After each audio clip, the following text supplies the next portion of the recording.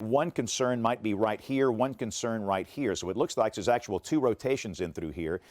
You got to be sheltered right now. You've got to be sheltered. You can't be in a car. I mean, nobody should be driving along US 82. Nobody along US 82. The wind is really picking up, and it's blowing in towards the marathon sign. You do not want to be driving. I mean, they're driving it literally into a hurricane here. I mean, those winds have to be at least 40, 50 miles an hour. It's been a very sizable tornado, and as you mentioned, reports are that there's been 3 fatalities. Mayor Walker says, this is in his words, the damage is very, very bad. We have, quote, multiple houses that have been damaged. 13-year-old Amberly Flores has been found safe in North Alabama. ABC 3340 Stephen Quinn joins us live right now with Amberly's parents. Stephen, they just learned this news moments ago. I'm standing here right now with Heather Morrison and Alfredo Flores, who, as Pam mentioned, just got the news less than 10 minutes ago. Ms. Morrison, what is going through your mind? Right now, it's a feeling I've never felt in my life, to know that my daughter is alive. It's something I'll never take for granted again in my life. We're coming on the air right now with breaking news. A Kimberly officer has been shot in the line of duty. The officer was shot on Interstate 65 South at exit 281. You're taking a look at the scene there. That is in Warrior. Here's what we know about the officer. We understand he was rushed to UAB Hospital, and this morning, right now, he is in critical condition. Who honored Nick O'Rear that perhaps will be remembered the best.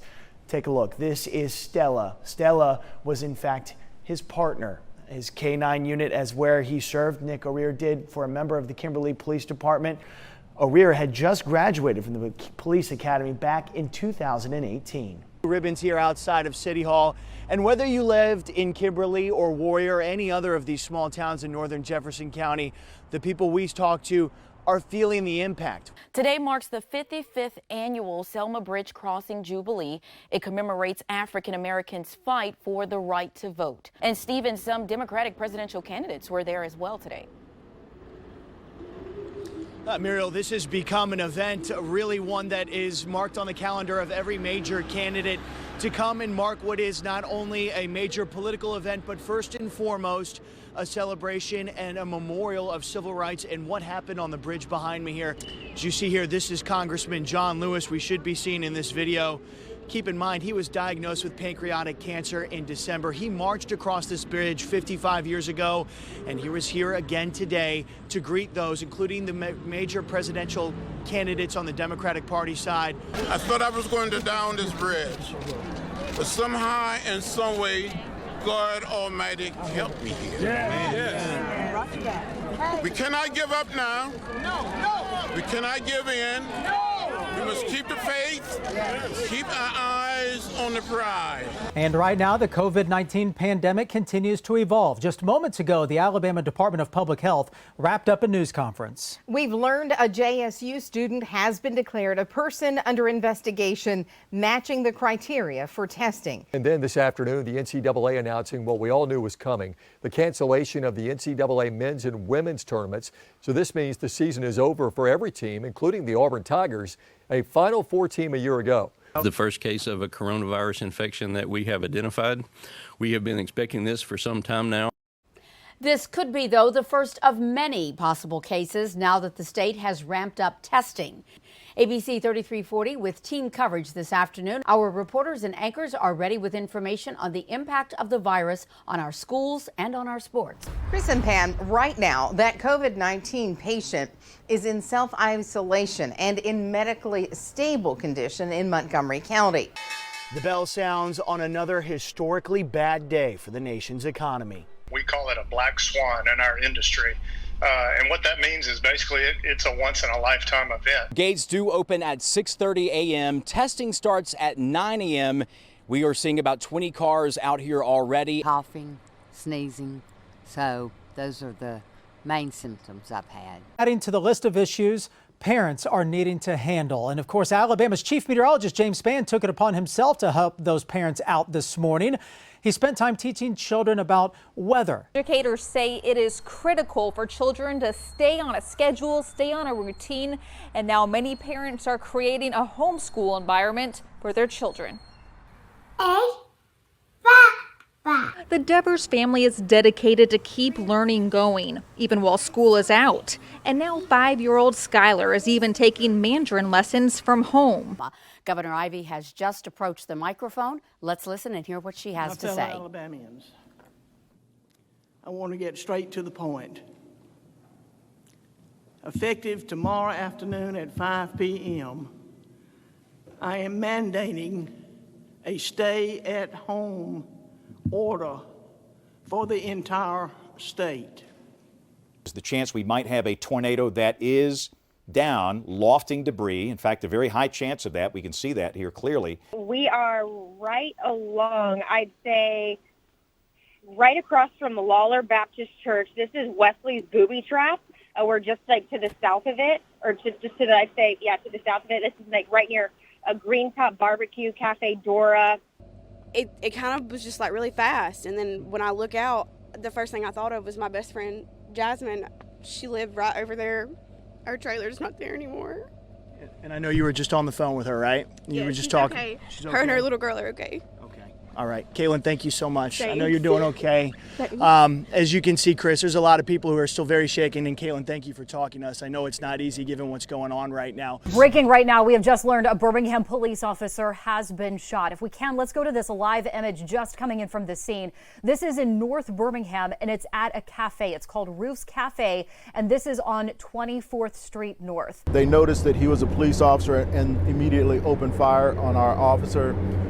He received 1 to 2 gunshot wounds. The officer and the suspect were both transported to UAB Hospital. And back live here at the scene, a closer look right now at the suspect vehicle, this white Maxima. We can see blood spatter on a car door. A side window has been shot out. There are also evidence markers on the ground out here. Investigators have been here again for 3 hours piecing this crime together. Live at UAB Hospital in downtown Birmingham. That is where that officer was taken after the shooting. Catherine, how is that officer doing right now? Sarah, the officer is said to be in good condition. Now, breaking news. Good evening, I'm Pam Huff, and developing right now, protests and rallies again all across Alabama and from coast to coast, following, of course, the death of George Floyd in Minneapolis. A former police officer faces a murder charge after he pinned Floyd to the ground with his knee until the victim stopped breathing. We do have live team coverage from Birmingham, from Tuscaloosa, and from Gadsden. As we pan over and you see the size of the crowd that has gathered here, there are a number of elected leaders, including Senator Doug Jones and Birmingham's Mayor Randall Woodfin. Now, breaking news. Breaking news right now, you are taking a live look at what is happening as we speak in Birmingham's Lynn Park. Protesters taking sledgehammers tonight to that Confederate statue. They attempted to pull it down twice with ropes and a pickup truck. Direct challenge to the city leadership that was out here. Pam, earlier tonight we heard from Birmingham Mayor Randall Woodfin, and Birmingham's police chief were out here imploring those protesters, promising them they would bring the statue down if the crowd dispersed, promising to do it within 24 hours. Here's the result. No one appears to have left so far. We've seen the crowd shift over there. I'm not exactly sure for what reason, but as you can see here, they are still working to try to bring down that statue. Unsuccessfully, I might add, with the police, with the pickup truck, but as you can see, people are still trying to deface it a statue. Breaking news right now, we want to go back to Lynn Park, and Stephen Quinn standing by. Stephen, what's going on right now? Yeah, Pam, this is where we were. You can see some smoke. There was a fire that appeared to have been ignited in front of this statue in front of the Jefferson County Courthouse. You may not be able to see it from the benefit of our vantage point, but you can see some windows that have been busted by rocks and stone in front of the courthouse. Some of the people who appear with bullhorns, presumably the organizers of this, have been imploring people, saying, you don't bust up your own city. At least part of the protesters are at 18th Street North and 6th Avenue, and that is where they are literally breaking into the Alabama Power Museum there. That is the horrible scene that you see right there as they are. We're wanting to make sure that Stephen is all right. But they are literally breaking through the glass, and we saw them walking in. We have been told we cannot leave the park. So obviously, police now are attempting to make sure that reporters and et cetera are safe. but also we know, and we have another camera crew out there that was able to at least show you part of what is happening in our city tonight. We did hear some people yelling as they burned the state flag, as they burned the American flag inside Lynn Park and over near the Jefferson County Courthouse tonight, saying, don't tear up, don't tear down your own city. And yet protesters apparently have not listened to that tonight. They are now breaking out windows, defacing buildings, and we don't know what else they're doing because right now our crew is not available to live. Who got robbed? Our producer just informed me that Stephen Quinn, who has been doing an incredible job out there this evening, just got robbed. This is the crowd that started as a peaceful protest and has now turned to chaos, has now started to destroy part of our downtown, the downtown that belongs to both black and white, old and young, all of us who have watched our city grow, who have watched our city progress over the last a couple of decades, people who now live in downtown Birmingham and are proud to call it home. And then this is happening tonight. I hope Stephen is okay. That is obviously our first concern right now, making sure that he is okay. He was robbed, and that literally was happening as he was trying to cover this story for you tonight.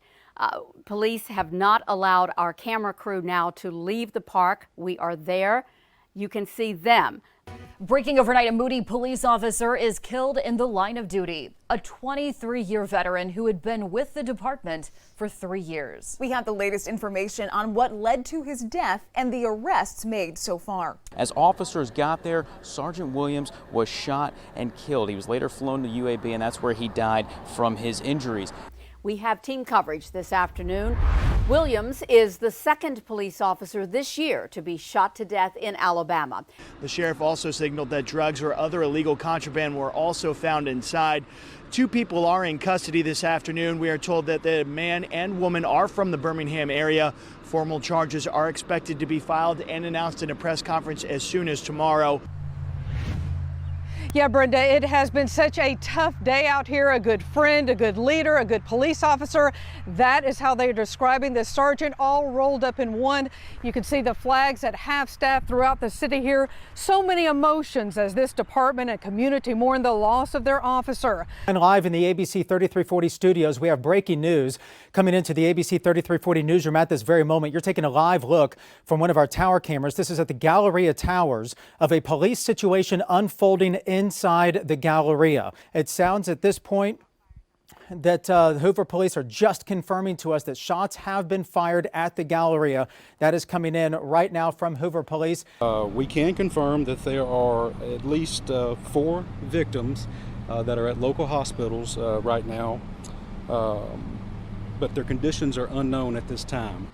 Well, Brenda, that heartbreaking news comes shortly after a news conference here in Hoover. That's when we learned that 8-year-old boy died shortly after the incident. We recently learned his name was Roy Tay Giles Jr., a rising 3rd grader in the Bessemer City school system. After several shots were fired around 3:18 in the food court area of the Galleria. Outside, several officers, deputies, and troopers monitored the area. Several of them were holding long guns. Hoover police say one of the men involved in that shooting on Friday is in custody. This is 22-year-old Montez Coleman. He's charged with capital murder in the death of Roy Tay Giles Jr. He also faces 3 counts of assault for the 3 people who were injured in that shooting. I'm sorry, my sweet little angel. I'm sorry that the evil in the world found you. You will always be with me.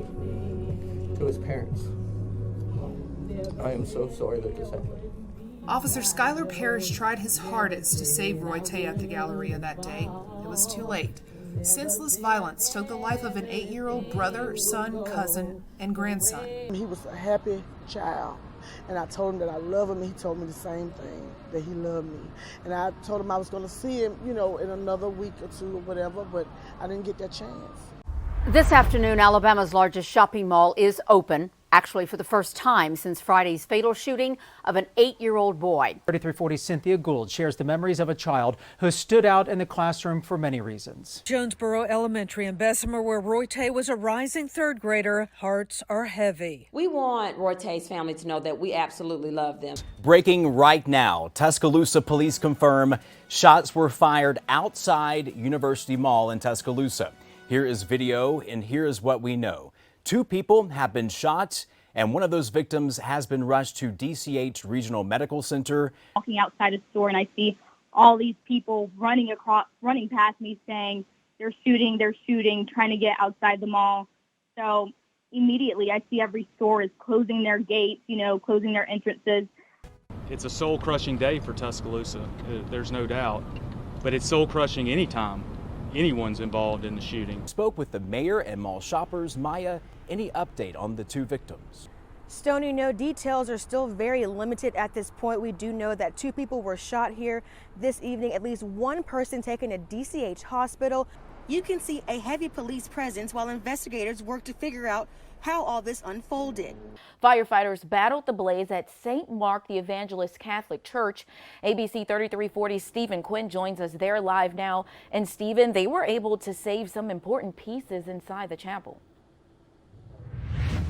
The good news, Muriel, is that the fire is out, and as you mentioned, many of the things that were inside this church were able to be preserved. As we take a look inside here and show you this side chapel, which is where this fire started, where that lightning is believed to have struck, one of the first things that Birmingham Fire and Rescue did was put these tarps down over the altar and some of the statues in here, making sure that they were preserved. As I mentioned, the fire is out, but the damage is nonetheless significant. This side chapel had been used for daily masses here at the church, and this is a hole, if you look up, that was caused by those firefighters working with ladder trucks to try to put the fire out. You see the governor walking in right now. She's walking to the podium wearing her mask. Let's listen to what Governor Kay Ivey has to say. Folks, the numbers just do not lie. I am announcing a statewide mandatory mask wearing effective starting tomorrow, July 15th, at 5 p.m. This morning, Skyview 3340 captured the procession taking Lewis on his final journey across the historic Edmund Pettus Bridge in Selma. And within the past 3 hours, Lewis's body is now lying in state inside the Alabama State Capitol in Montgomery. Hundreds of mourners lining the route to watch as his flag-draped casket was carried by a horse-drawn caisson, modeled after the one Martin Luther King Jr. had for his funeral. And this is where the story continues in Montgomery. Lewis's body is lying in repose in the state capitol. Christopher Sign is live outside the capitol. And Chris, you've been there the entire day. What all have you seen? Muriel, I'll tell you, it was such a strong feeling that came across this entire area as Alabama native and civil rights icon John Lewis made his way down Dexter Avenue where I stand as he headed to the state capitol. As you look over my shoulder, I want you to understand something. As we speak, people are still making their way up the steps and into the rotunda to pay respects and share a moment. All of the marchers who was here, all of the ones who's in heaven, Dr. King is looking down. They are all looking down. So many people sharing so many personal stories. Mr. Lewis had such a deep impact on so many people, not only, of course, in this community, but of course, worldwide. Since early this morning, people were gathered. They were standing in line hoping for their chance to visit and walk through the rotunda. Dozens waiting in line while others stood along Dexter Avenue sharing stories, all centered around Lewis. People told me it's not about what we lost with Mr. Lewis, it's about what we gained. I want you to listen to this Montgomery native right here. Mr. Lewis is a hero. Mr. Lewis stood for mankind, not just for black people, but for people around the world. He was there. He was a man who really wanted to meet the needs of the underserved, of the underprivileged. And so we stand on the shoulders of a great hero. And we are so glad to be here to honor him today. For the first time, even in his death, he brings us hope, he gives us vision, and he gives us visibility. It was really interesting. I felt as though that this was just such a key moment for this community in this state and the number of people who turned out to pay their respects. Aiden Yun is ready for school to start again, and he wants his classmates at McAdory Elementary to be ready too. Mine looks just like this one right here, but mine has white and black on it. The backpacks are all thanks to lemonade and the child's determination. Aiden's mom says it started as a way to pay for crayons that he wanted. Then it turned into something much sweeter. The 7-year-old raised over $1,000. McAdory Elementary School encouraged students to be world changers. That's exactly what Aiden hopes to do. I feel like whenever all of this is over and all of that, I feel like the world is going to be a whole different place. With any tropical storm, the only thing you can predict is that things will change hour by hour. Major developments on the Gulf Coast. This midday, Alabama under a state of emergency. Evacuations already ordered and federal assistance is on the way. Wendell, we're in Fairhope. We're here right along the bay as we're getting another one of those heavy gusts here on this portion of Baldwin County, not far, about 15 miles or so from where this storm has just made landfall. Just heard from Stephen Quinn. He is in this same area, and we've pulled this up full for you. You can see this gas station still holding up, but look how much water is right near there. It looks like it's in the middle of a lake. As of right now, the big concern is also going to be flooding portions of Baldwin County. As we get another gust right here, could see up to 20 inches, maybe even more of rainfall. Many people are worried about whether or not those in those river communities heeded the warnings and made sure to evacuate those areas. That is something we will only see with the benefit of daylight. Trash was cleaned up along 41st Avenue North. The I-Team's Brian Pia has been investigating this for months. In fact, Brian, you were the one who filed the complaint. Pam and Chris, we filed a complaint with the city of Birmingham a few weeks ago. This area was just covered in trash. It was an absolute mess, but look at it now. It's been cleaned up. This is what the area looked like during our last report on September 8th. Household garbage everywhere. I feel great about it because when we did the first interview, you did it. You went to work and made it happen. And that's what I'm proud of, because most times people tell you something, they don't do it. But anyway, you did. And I love that about you, because we watch your station all the time. The city of Birmingham cleaned up the trash and put up a no dumping sign at our request, about 16 days after we filed our original complaint. But there's more work to do back there, back behind that gate. Roger West, the owner of this property, says he's gotten estimates to clean up the trash. You can't see the building debris and tires from the street, but it still shouldn't be here. I just want to say thank you, and we hope that you continue to progress and that you'll follow through on your commitment to improve the area. At this hour, local firefighters and the Alabama Forestry Commission are working on a brush fire on Timber Ridge Drive in Forestdale. ABC 3340 crews report debris is burning behind several houses on that street. The city of Graysville is trucking water in to try to help bring the fire under control. Yeah, we've used half of the water that we had in storage at 6 o'clock this morning. Firefighters on scene tell ABC 3340 much of the fire is burning underground, and crews are saturating the soil to try to help the flames from spreading. 5 Forestdale firefighters tried to knock down a fire this afternoon at an unauthorized dump. Well, that dump is in a neighborhood. The state has ordered a cleanup, and the I-Team's Brian Pia investigates. Take a look at all that smoke. Fire officials say it's an unauthorized dump site that has continued to burn since May 29th. They don't know the cause of the fire, but they do know it's deep underground. Look, all the smoke, again, it's probably not even healthy for us to be out here right now. And let alone you're telling me for the next couple of months I've got to live in this type of condition. That's unsatisfactory. New video tonight from Skyview 3340 flying over a Forestdale neighborhood. This is where a fire at an illegal dump has been burning underground since May. The sensor down in here is going to measure the ambient air. A two-man team from the nonprofit environmental group GASP set up a monitor that started measuring air quality from the underground fire at an unauthorized Forestdale dump. I certainly wouldn't want to live out here. I'm wearing 2 masks right now, and the smell is unbearable. If you're exposed to that level of pollution 24 hours a day, it can begin to have immediate effects on your health. We asked GASP to test the air quality. This is the first time Forestdale residents like Albert Bry have learned details about the poor quality of the air. This tube is collecting the chemicals that are in the air. We'll send it to the lab and get an analysis done. GASP Executive Director Michael Hansen set up a monitor on a Forestdale resident's deck at our request. That tiny tube is collecting an air sample. It'll help determine just how toxic the smoke may be that's coming from an underground fire at an illegal dump. Chris Hayes lives about a half-mile from the dump. He's been dealing with all that smoke for months. And there ain't nobody told us exactly what we breathe in, so we don't know if we got hazards. We don't know if we need to go to the doctor. We don't know what kind of long-term effect it's going to have on us. Hayes wonders what took the health department so long to take action. Michael Hansen has the same question. We need the health department to do better and be proactive and not simply reactive. Tonight, the underground fire is out at an illegal dump site in Forestdale. The air is so much cleaner, so much better, and residents here are happier. Patrick Hoskins can now go for a run in his own neighborhood.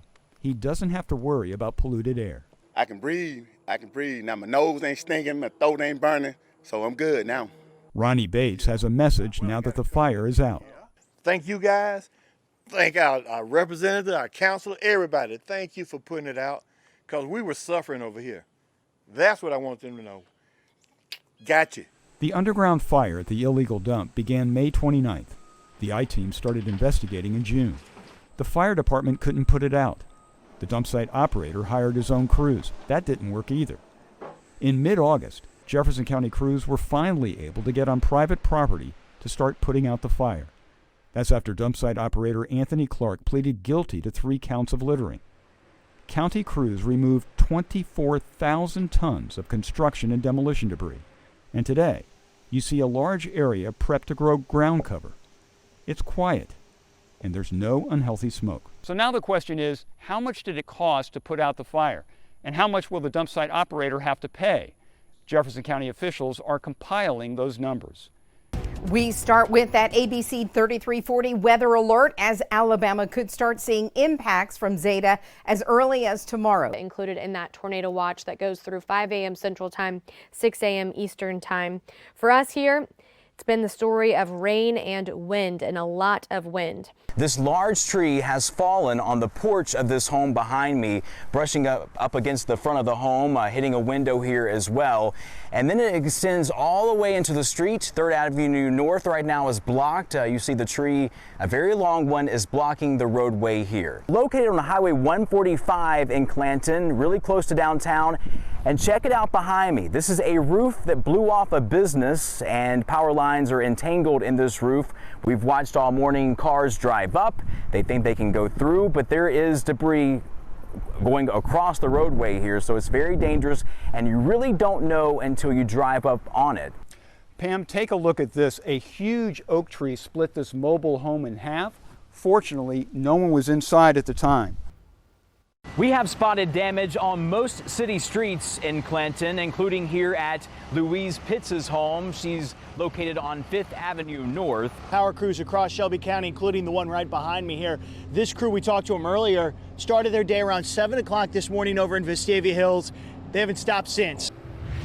And I spoke with volunteers with the Calhoun Baptist Disaster Relief Team in the Sachs neighborhood. They had just finished off clearing off a tree, much like the one behind me, from blocking a road. Now the crews moved on to a home on West 39th Street in Anniston. There, a homeowner needed help getting a tree off of her home. Today, we are asking the questions you want to know. Right now, we're going to bring in Alabama Secretary of State John Merrill. He joins us this morning on Election Day. Good morning, Mr. Secretary. Election Day is here. Let's get right to it. When does Alabama start counting those absentee ballots? Wendell, the votes will start being counted this morning at 7 a.m. And of course, they will not be reported until 7 p.m. this evening. Certainly, Wendell and Sarah, long lines, but they are improving. I just got an update from a poll worker, and he says right now about 500 people are in line here. And this is just half of the people in line down here at the bottom of this hill. If you go to the back of the building, there is also a line there. There are long lines everywhere as voters head to the polls. You're taking a live look right now in Alabaster. This is by the Evangelical Church that's over by Thompson High School, the Westwood Church area. You can see that long line outside as people are waiting to get in. We've seen lines today up to an hour and a half long. Happening across the state, long lines of voters, for example, showing up throughout Shelby County on this election day, from Chelsea to Pelham to Alabaster. Every voting precinct reported record voter turnout. Your voice, your vote as we come on the air right now at 10 o'clock. Tommy Tuberville unseats incumbent Senator Doug Jones. ABC 3340 does have team coverage tonight from both candidates' watch parties. ABC 3340's Muriel Bailey begins our coverage in Montgomery with the Tuberville campaign. He did give a speech, Brenda, and he said that this is one of the most challenging, if not the hardest things he's had to do here. He started off with thanking his supporters, and he actually made a small comment there, somewhat of a joke, saying that sometimes the scorecard just isn't in your favor and it's time to go home. And he said that in reference to Doug Jones. Thanks, Alabama. For the last 3 years, I've had the greatest honor of my life, of anybody's life, of representing this great state in the United States Senate. Now it will be up to him to finish his term, and what lies ahead for Doug Jones after Senator. Well, there has been speculation already in Washington that he could be a cabinet member if Joe Biden were to be elected president, potentially as an attorney general. Jones, of course, a former U.S. prosecutor here in Birmingham. 65% going to Donald Trump, with Joe Biden getting just 33%. And guys, as you look at that number, that is very easily perhaps one of the reasons why Doug Jones came out on the losing side tonight. Breaking news anchor Catherine Pate joins us right now. And Catherine, we just got a statement from the team physician. Sarah, Coach Saban is experiencing mild symptoms. That is according to the team's head doctor and head trainer in this statement. He is isolating at home. This is not being treated as a potential false positive like we saw before the Georgia game in October. The Tuscaloosa News is reporting offensive coordinator Steve Sarkisian will act in the head coach role until Coach Saban is done quarantining. That does include the Iron Bowl. Yeah, that's right. 2020 rears its ugly head again. No Nick Saban in the Iron Bowl. That just that doesn't seem right. I'm still going to do everything possible relative to our team for Saturday's game with Auburn. You might call this the ultimate recycling project, taking an entire house and relocating it for a low-income family to be able to use. ABC 3340's Cynthia Gould spent time with crews from Build Up to see how they are transforming communities. Crews are prepping for moving day. This house in Homewood's Edgewood community is headed to Titusville. How to keep myself safe around power tools and stuff. I learned how to clean up, I learned how to sheetrock, drywall, lay down tile. His goal, start his own demolition company. If you don't like sitting in the classroom all day just listening to a teacher just talk and nag at you and stuff like that, you can just come down to Build Up. On this rundown home, it's a complete remodel, transforming structures and a lot of lives along the way. Cynthia Gould, ABC 3340 News. ABC 3340 News starts now with a Weather Authority storm alert.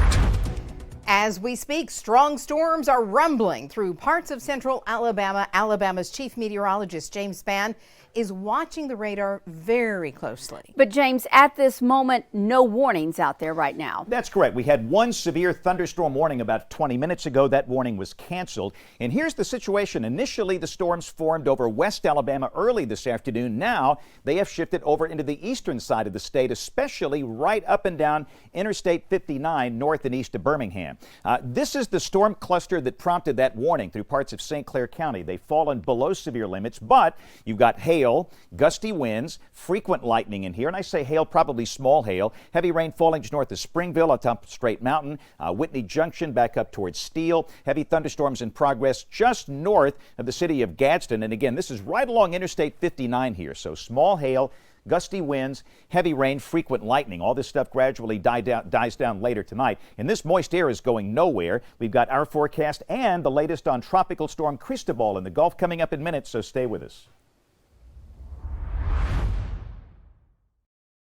He wanted to be changing the world, and he didn't just talk about it, he went out and did it. Sergeant Stephen Williams with the Moody Police Department lost his life in the line of duty early this morning while responding to a call to a motel. We have team coverage tonight of this shooting.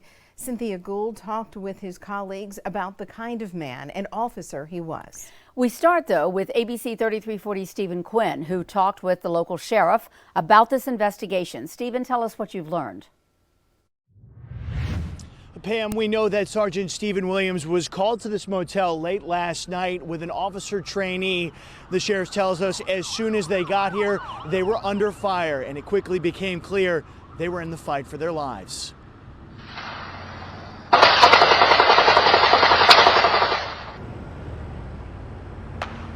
That's what it sounded like last night as gunfire erupted outside of this motel in Moody. Today we know a man and a woman are in custody. We're told the two are from the Birmingham area. They are not yet being identified. That's expected to happen when charges are filed, possibly as soon as tomorrow morning. Mourners laid flowers outside of the motel as police continued their investigation this afternoon. We're told multiple weapons were found inside the motel room. Sheriff Billy Murray signaled that drugs or other illegal contraband were also found. I think it'll be abundantly clear that the Moody Police Department responded as they should, and they took due caution to handle an incident. But as you well know, just looking at what's happening in our country, that some things are predetermined. Some people have predetermined the outcome of what they're going to do. The sheriff making a concerted effort and a point to say that there is nothing in this investigation that leads them to believe that the killing of Sergeant Williams was in any way tied to the social unrest that is seen across the country over the last 2 weeks. Live in Moody, Stephen Quinn, ABC 3340 News. A huge void is left for those who knew and loved Sergeant Williams. ABC 3340 Cynthia Gould is live at the Moody Police Department where so many are heartbroken tonight. Cynthia? Yeah, Brenda, it has been such a tough day out here. A good friend, a good leader, a good police officer. That is how they're describing the sergeant, all rolled up in one. You can see the flags at half-staff throughout the city here. So many emotions as this department and community mourn the loss of their officer. Sergeant Williams worked here in Moody, also in Alabaster, Bessemer, and Calera over his 23-year career. He was awarded Officer of the Year last year. Those who knew him well say Williams always was a mentor, always willing to teach someone else. In a letter to a young officer, he wrote, quote, "You cannot save the world, but what you can do is help one person at a time." Just live life to its fullest. He loved riding motorcycles. He adored his 3 kids. Of all the people like you think it would happen to, it would never be Stephen that you would consider. He was a very good police officer. He was tactically sound, loved by his community. He was very friendly. You know, he was no pushover either. He was just a great cop. Fisher and Williams worked together on a group called Humanizing the Badge. Their goal, improve those relationships with the community, which are so important right now. That group does have a worldwide reach, and messages are pouring in from all over. Everyone's so sad about this tragic loss. Live in Moody, Cynthia Gould, ABC 3340 News. Sergeant Williams is the second officer killed in the line of duty in Alabama this year. In February, Nick Arrear with the Kimberly Police Department was shot and killed during a chase on Interstate 65. The suspect in the case is facing capital murder charges. The case was bound over to a grand jury in early March. Charges against Derek Chauvin, the former Minnesota officer fired following the death of George Floyd, have been upgraded now to second-degree murder from third-degree murder. The 3 other officers who were also fired now face charges of abetting. If Chauvin were to be convicted, he now could face up to 40 years in prison. As protests continue across the United States, ABC 3340's Ashley Gooden joins us this afternoon in Tuscaloosa. Ashley, an organization familiar with justice, organized the protests that you are covering right now. Pam, that's right. We're kind of in the intermission, if you will. The SCLC is going to hold a protest at 5:30. The other one just wrapped up. It started around 3 o'clock, and people were out here in the rain with their signs and umbrellas. So some people went home to change clothes and get dry so they could come back for this one. But what's very special about this one is that leaders that were protesting and marching in the 1960s are here to teach a younger generation how to make change. And I did get a chance to speak with one of those members, the younger generation. Here's what he had to say. If we really want to get down to it, it goes right back to voting and who you put in office with every election there is. You see what I'm saying? And most people today, they don't really want to do that, but they want to riot and they want to protest. And a peaceful protest is planned. They also do have a speaker who is planned to speak. He's actually the president of the SCLC, which is the title that Martin Luther King Jr. used to hold. We'll check back in with you guys as soon as everything wraps up, but they do plan to have about a 45-minute protest here. Live in Tuscaloosa, Ashley Gooden, ABC 3340 News. Quick note, the National Weather Service in Birmingham has posted a new severe thunderstorm warning. This is for parts of Etowah in St. Clair counties. Here's a look at that storm from the Gadsden Skycam. There's some ragged cloud bases here, but there's no tornado threat. The main issue, it's coming from large hail. Here's a look at the warning itself. This is your polygon. This is basically along Interstate 59 for areas just to the northwest of Gadsden, northwest of Asheville. Within this zone, right in through here, there could be some large hail falling, maybe up to 1 inch in diameter. This would include places like Atala, Duck Springs, Reese City, Steele, Chandler Mountain. So again, that is a severe thunderstorm warning for parts of Etowah, St. Clair counties until 5:45 this afternoon. More weather coming up in minutes. Don't go away.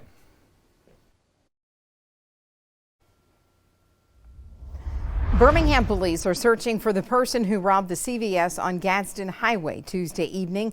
Police say the suspect was armed and demanded Xanax and did leave with a large quantity of prescription drugs. If you recognize this person, call Crime Stoppers and you can remain anonymous. New information now in the Anaya Blanchard case. The suspect charged in her death appeared in court this afternoon in Lee County. The capital murder case against Ibrahim Yazid will go to a grand jury. Police say Yazid abducted Anaya Blanchard from a gas station in Auburn and then later shot and killed her. The Jefferson County inmate who was found unresponsive in his cell last month had meth, heroin, and fentanyl in his system. That's according to the autopsy report on VJ Lipscomb. They say that his cause of death is listed, though, as accidental. If you were hoping to cure your summertime blues at the Alan Jackson concert in Coleman, you'll have to wait a little longer. The reason the country star is postponing Friday's show next at 5. Thank you for watching ABC 3340 News, the station working for you. The base of the 115-year-old Confederate monument that once stood in Birmingham's Lynn Park, as you can see, is gone. That monument was taken down by city crews. The crews began working Monday. It took them 2 days to do it. Of course, the monument was defaced during protest and riots Sunday night. All of that turned violent. Downtown businesses were damaged that night, and now many places have the windows and the doors boarded up. Some businesses are just closed. Now, some local groups have created a fund to try to help the businesses rebuild. ABC 3340's Muriel Bailey joins us live downtown. Muriel, tell us more about it. Pam, you know, some of these businesses down here are boarded up, and you can see here, as you mentioned, the windows and the doors are boarded up. Some are trying to hide those holes in their windows, while others are just trying to protect what they have. At least 26 businesses were damaged. To some extent, 5 were burned. Rev Birmingham, along with several other organizations, have teamed up to create the Birmingham Business Relief Fund. And Rev's CEO, David Fleming, says the group is in contact with business owners and hopes the financial help will go a long way to cover the losses. We all have been dealing with small business and business losses because of COVID. We knew that this was a very vulnerable time and that we needed to create some relief funds. Businesses need to know that they have the support of the community, because ultimately a business is run by someone, owned by someone, and they're people too and part of the community. Fleming says at last check they raised about $40,000. He says the goal right now is $75,000. If you'd like to help out, you can donate online. We do have that information for you right now at abc3340.com. Reporting live in downtown Birmingham, Muriel Bailey, ABC 3340 News. While protests over racism and police brutality following George Floyd's death continue across the U.S., Floyd's family visited the spot where he took his last breath today. Services are planned over the next 6 days in Minneapolis, Houston, and North Carolina. Well, this afternoon, more than 4 Tuscaloosa County ministers gathered at the courthouse to remember George Floyd. ABC 3340's Annie Mapp talked with them about why they felt it was very important to come together. Black and white pastors from all over Tuscaloosa County united to stand up against inequality. The pastors of Tuscaloosa County want to come together across divides of race, denomination, socioeconomics, to present a united front in Christ to say we can resolve this issue together. The pastors stood outside the courthouse praying for peace and equal opportunities for all. We must be the modern day voice crying in the wilderness for all people. The decision to come together was made Tuesday after several days of protests following the death of George Floyd. This is a gigantic gathering.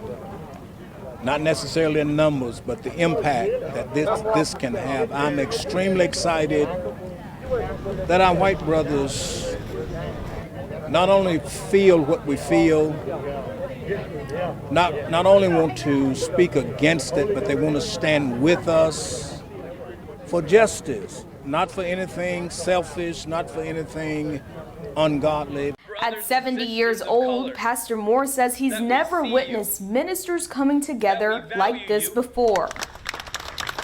I appreciate that. I just think it's a great moment, not only for our city, but I believe this is a model that can go across our state and go across our country. In Tuscaloosa, Annie Mapp, ABC 3340 News. The 51 ministers at today's gathering also signed a statement saying that they support equal treatment for all people. The number of COVID-19 cases in Alabama now stands at nearly 19,000. In the last 14 days, we have seen 5,500 new cases. The State Department of Public Health says of the confirmed cases, just over 11,000 people are presumed recovered from the virus. COVID-19, though, is forcing another event to be canceled. A cycling competition in Anniston usually is a big money-making event for downtown businesses. ABC 3340's Byron Khalil is live in Anniston with more on the businesses and organizations expected to take a loss. Byron? Well, some downtown businesses are usually busy with customers in town for the competition. One shop owner tells me she can have up to 2,500 people coming through her restaurant in one day. Not having that many people in that close of a proximity is probably it's better to err on the side of caution. Marcus Pettis owns Fun Wheels Inc. in Oxford. He says the decision to cancel the Sunny King Criterium and Noble Street Festival was the right move, but it won't slow down cycling sales for his business. Here, I think more people are cycling now than I can ever remember. Gyms got shut down as well, and people needed an outdoor activity to do. It's a different story for shops in downtown Anniston, where the weekend event is normally held. The owner of Peerless Saloon and Grill says the Saturday of the Criterium brings in 4 times the amount of sales as a normal Saturday. A downtown bike shop owner says they see an influx in customers too. Annually, the event is responsible for a $1.5 million economic impact. Anniston City Council member Ben Little says the event puts a spotlight on Anniston, and the city benefits from having tourists in town. The event is not measured necessarily in dollars and cents, but is measured in bringing people from across the nation here to Anniston. And charities like Interfaith Ministries and Relay for Life of Calhoun County are also taking a hit from these canceled events. Both groups usually receive donations from sponsors and advertisers. Live in Anniston, Byron Khalil, ABC 3340 News. Got to tell you about changes for another planned event. If you had plans to attend the Alan Jackson concert this Friday, you're going to have to wait. Because of the threat of severe weather in South Alabama, the concerts set for Coleman and then for Fairhope have both been rescheduled. They will be next weekend, that is June 12th and June 13th. We talked with law enforcement earlier about plans to make sure that you stay safe when the show does go on. We know people have cabin fever. We're all wanting to do something. We've been locked in our houses. We've been, our normal entertainment hasn't been there. And the city is excited to be helping to host this concert. So we want it to go off. We want it to be a big success. But we are in a pandemic, so there will be rules. The way the cars are going to be parked, there's going to be social distancing between cars. You will be allowed to get out of the car, but you have to stay next to your car. Again, though, this Friday's Alan Jackson concert in Coleman has been postponed until June 12th.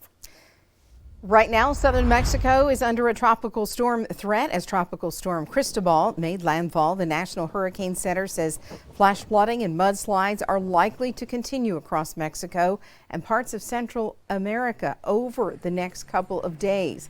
If the storm turns north into the Gulf of Mexico, it could pose a threat to the U.S. by this weekend.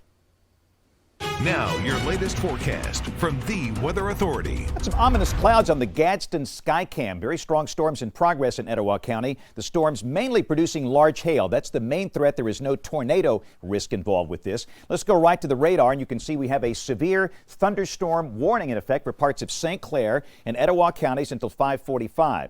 You've got Gadsden right here. The core of these storms along U.S. Highway 11, places like Atala down towards Steele, up on top of Chandler Mountain, back up toward Duck Springs and Reese City. We could see some large hail, gusty winds, a lot of lightning involved here. So again, that is a severe thunderstorm warning for parts of Etowah and St. Clair counties until 5:45. Storms today starting on the western side of the state, but this afternoon the action shifting into East Alabama, especially right up and down Interstate 59. All of this stuff will gradually settle down once the sun sets later this evening, and this blanket of humidity goes absolutely nowhere. We're going to see scattered showers and storms in the forecast each day through next week, and that means they'll be random, not going to rain everywhere, but where they form, like today, they could pack a punch. Now, the next issue, it's the tropical system. This thing is actually inland over the Yucatan of Mexico. This is Tropical Storm Cristobal. Because the circulation is inland, that means it's weakening. Top winds are down to 50 miles per hour. This will likely weaken into a tropical depression tomorrow.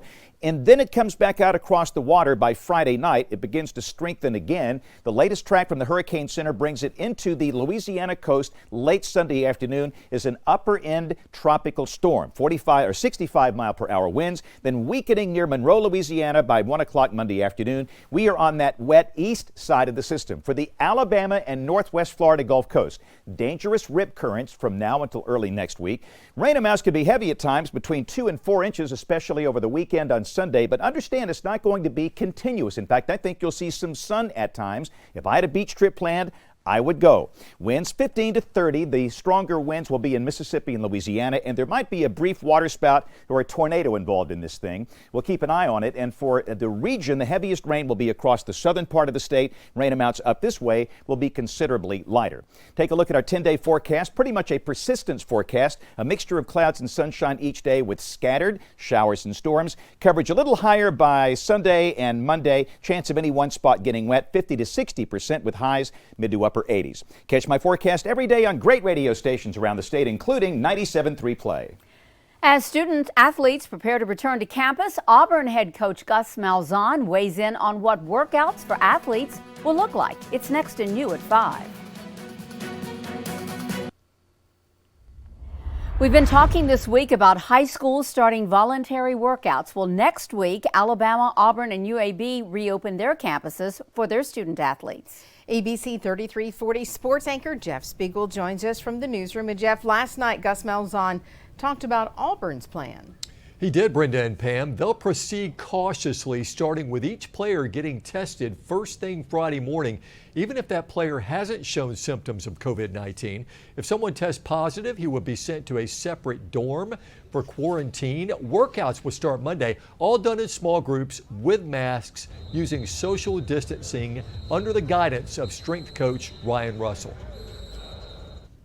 We're going to need to be responsible. And, I think the motivating factor for that is, we all want to get back and play football. And I promise you our players are probably at the forefront of that. So with coming back, there's going to be a responsibility. And that responsibility is going to be making sure that you stay safe and you do the things that you're supposed to do. 2 days after the passing of Pat Dye, we say goodbye to another SEC coaching legend. Johnny Majors, coach of the Tennessee Volunteers from 1977 to 1992, died today at the age of 85. Coming up next hour, big news concerning the Alabama basketball team and one of its star players. Live in the newsroom, Jeff Spiegel, ABC 3340 Sports. Well, you mentioned basketball, another sport looking to make a return.